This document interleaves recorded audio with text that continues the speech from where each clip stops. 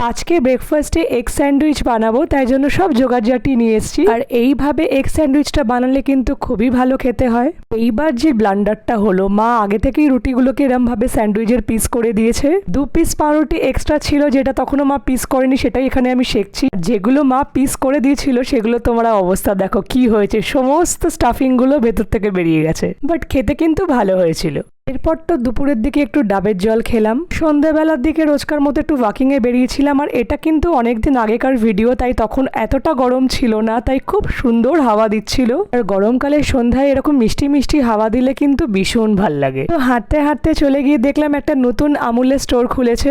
সেখান থেকে আমি দুখানা আইসক্রিম কিনলাম। তার মধ্যে ছিল একটা আমুল পিস্তা মালাই কুলফি আর একটা পাঞ্জাবি কুলফি। আমি তো পিস্তা মালাই কুলফিটা ট্রাই করলাম, আমার কিন্তু এটা খেতে খুবই অ্যাভারেজ লাগলো। আর মা নিয়েছিল পাঞ্জাবি কুলফি, ওটাও কিন্তু খেতে একদম অ্যাভারেজ ছিল। তারপর তো নোনতা খাবার খুব ক্রেভিং হলো, তাই কিনে নিলাম ডিমের চপ। আর এই ডিমের চপটার তো আমি জাস্ট ফ্যান হয়ে গেছি। তো এইভাবেই কাটলো আজকের সন্ধ্যাটা।